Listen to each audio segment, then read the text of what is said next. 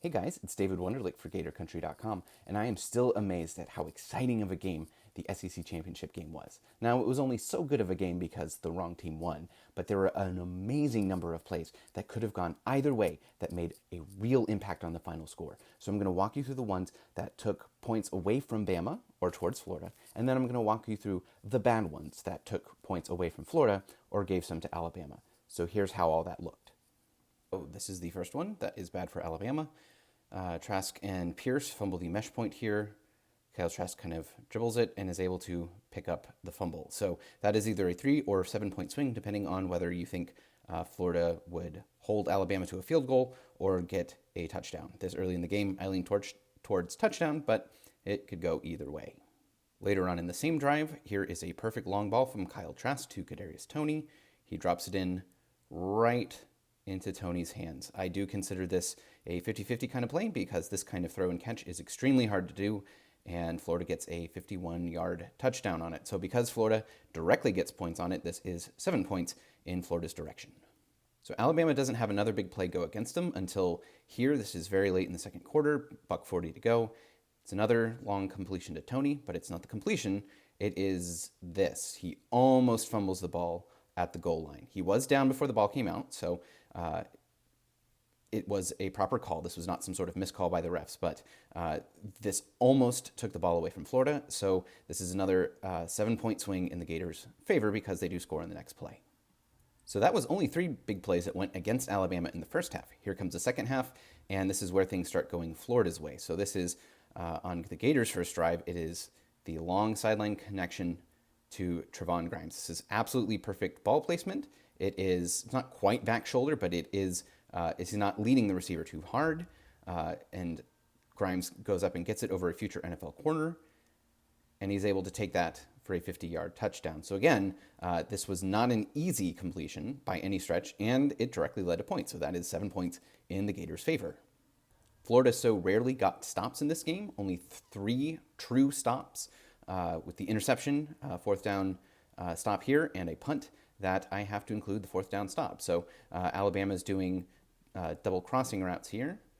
You got Mechie coming across, Smith coming across the other way, and Kyer Elam is able to get the stop for a 4th down. Alabama converted a 3rd down early in this game off of this kind of mesh concept, but Florida played it differently this time and actually got the stop.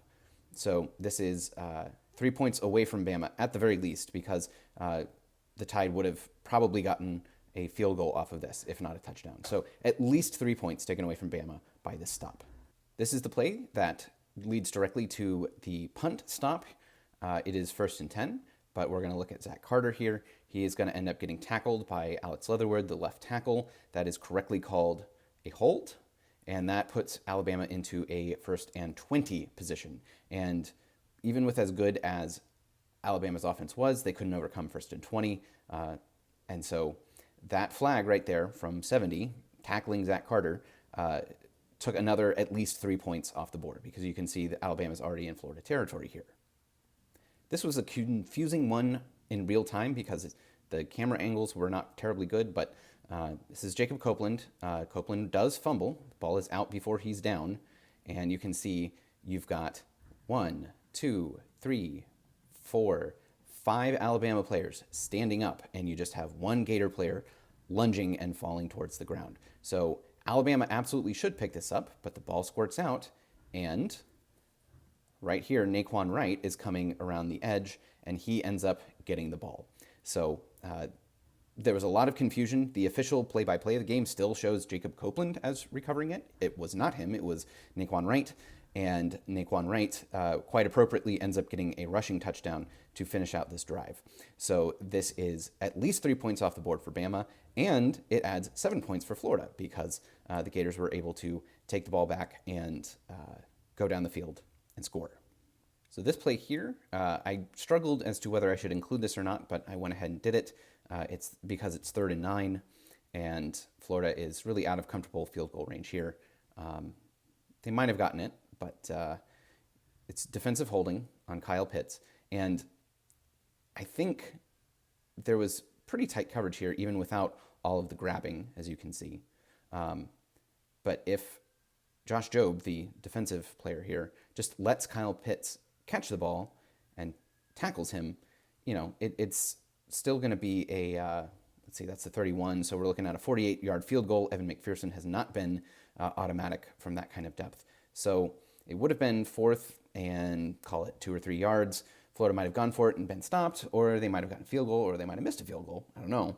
But between this play and this play here, where Alabama is offsides on a goal line fumble by Kyle Trask, again, ball was out, and Alabama recovers.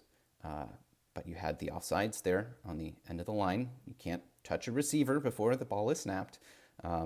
This gives Florida 7 points. So Florida only got to this point where they were fumbling on the goal line because of the defensive holding call that could have been a stop earlier. So I give Florida another 7-point swing on this. So this is the end.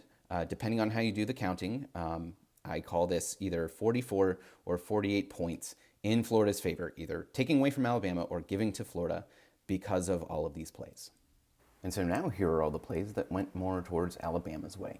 So this one you'll probably remember. It is 3rd and 10, and Florida jumps off sides, giving Alabama a free 5 yards.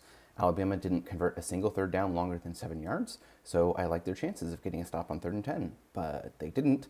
They jumped off sides and ended up giving up the conversion. So that swings the game about 7 points Bama's way because they went on to score a touchdown after this. Next one up is an obvious one. It is 3rd and 2, and I think you know what happens.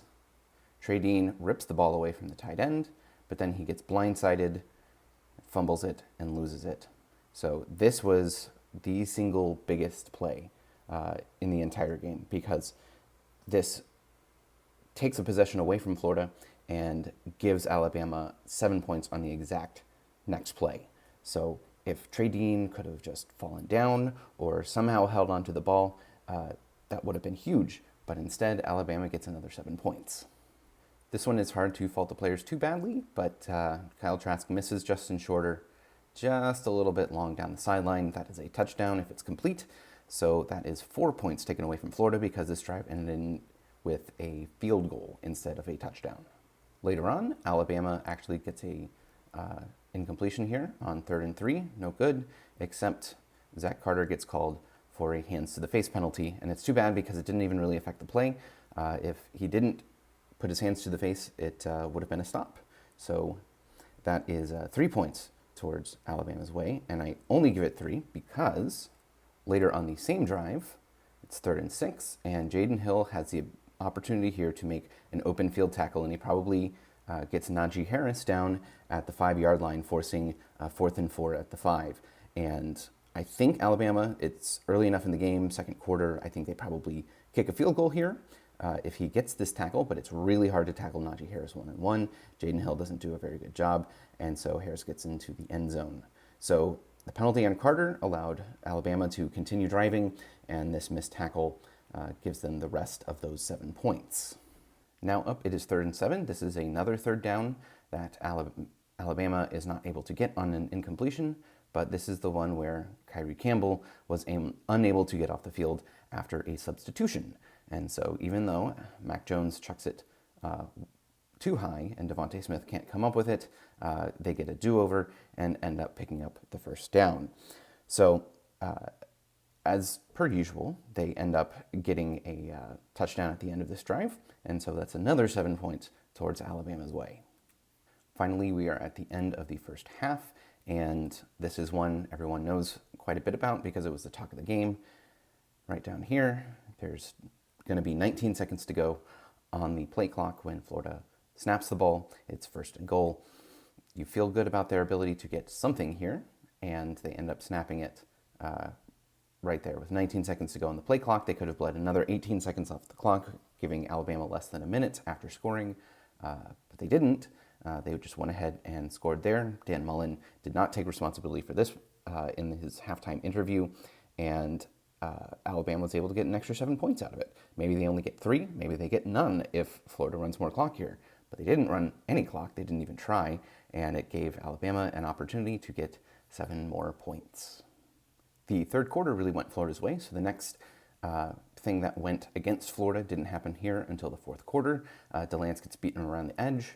Kyle Trask fumbles, and you can see here it's very close as to who picks up this fumble. Delance had the opportunity, but he just couldn't quite get it. Footballs are unpredictable when they bounce, and Alabama ends up getting it here. Now, they only get 3 points instead of 7, so that was a good response by the Florida defense to hold it to just 3, but that's pretty directly giving Alabama points right here.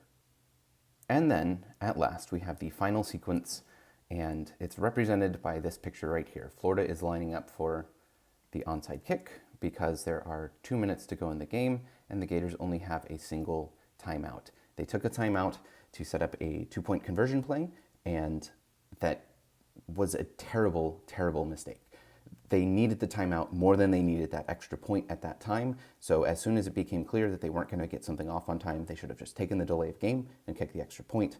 But instead, they insisted on doing a 2-point play. They did get it, but it also meant that they pretty much had to get this onside kick. And instead, it just kind of goes straight over here to Devontae Smith, and Florida didn't get anything. So between choosing to take that extra timeout, not getting the onside kick, and then Trask getting sacked on the final play, that is potentially 7 points taken away from Florida's cause. So if you add it all up, I've got about 44 or 48 points going against Alabama and 49 points going against Florida. Now, either way, with a 6-point final margin, these plays collectively did not swing the game. And that's pretty amazing considering how many of them there were. Just 1 or 2 fewer for either side, and this final score could have been incredibly different. Now, it is really, really frustrating that 2 of the things that went against Florida were time management problems caused by head coaching decisions. I hope Dan Mullen takes some time to really reevaluate things and figure out ahead of time what he's going to do in these situations so he doesn't have to make snap decisions on the field. But all in all of these big plays, they added up to a really exciting game where just unfortunately Florida couldn't quite get it done. So that's it for now.